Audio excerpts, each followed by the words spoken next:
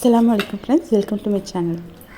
இன்றைக்கி நம்ம சேனலில் ரொம்ப சத்தான மிகவும் சுவையான முருங்கைக்கீரை கடையில் எப்படி பண்ணுறதுங்கிறத தான் பார்க்க போகிறோம். அதுக்கு ஃபஸ்ட்டு துவரம்பருப்பு 100 கிராம் எடுத்துக்கலாம். நான் ரேஷன் கடைகளில் கிடைக்கிற துவரம்பருப்பு மட்டும்தான் சேர்க்க போகிறேன். துவரம்பருப்பை 2-3 தடவை தண்ணியில் நல்லா கழுவி எடுத்துக்கலாம். நான் 1 டம்ளர் துவரம்பருப்பு எடுத்துருந்தேன். இதுக்கு 3 டம்ளர் தண்ணி சேர்க்க போகிறேன். 1 கப் பருப்புக்கு 3 பங்கு தண்ணி சேர்க்கணும். நிறைய தண்ணி சேர்க்கக்கூடாது, அப்புறம் கடையில் நம்மளுக்கு கெட்டியாக வராது.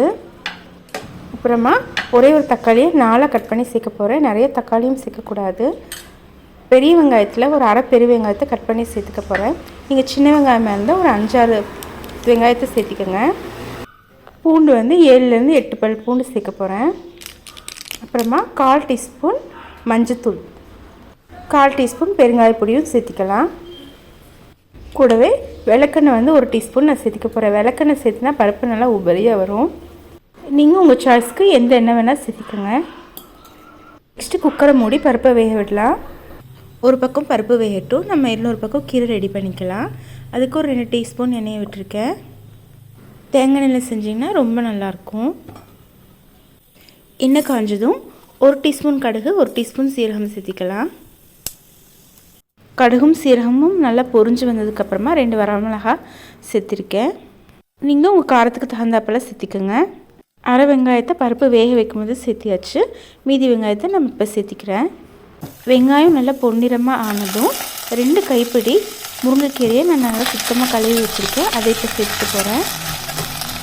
ஒரு 5 நிமிஷத்தில் முருங்கைக்கீரை நல்லா வதங்கிடும். நம்ம தேவையான அளவு உப்பு சேர்த்திக்கலாம். நெக்ஸ்ட்டு நம்ம பருப்பு வேக வச்சது இப்போ நல்லா வெந்து வந்திருக்கு.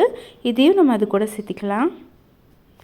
பருப்பு ரொம்ப குழையணும்னு அவசியம் இல்லை, பருப்பு நல்லா வெந்திருந்தாலே போதுமானது.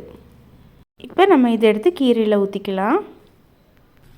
தேவையான அளவு உப்பும் இப்போ சேர்த்திக்கலாம். நெக்ஸ்ட்டு எல்லாத்தையும் சேர்த்து நல்லா கலந்து விட்டு ஒரு 10 நிமிஷம் போல் கொதிக்க விடலாம். நல்லா கொதிச்சதுக்கப்புறம் மத்து வச்சு கடைஞ்சிக்கலாம். அவ்வளவுதான், நம்மளுக்கு சூடான சுவையான முருங்கைக்கீரை கடையில் ரெடி ஆயாச்சு. நீங்களும் ட்ரை பண்ணி பார்த்துட்டு எப்படி இருந்துச்சுன்னு கமெண்ட்டில் சொல்லுங்கள். இந்த வீடியோ உங்களுக்கு பிடிச்சிருந்தா ஒரு லைக் பண்ணிவிட்டு சப்ஸ்கிரைப் பண்ணிக்கோங்க. உங்கள் ஃப்ரெண்ட்ஸ் கூட ஷேர் பண்ணிக்கோங்க. தேங்க்யூ.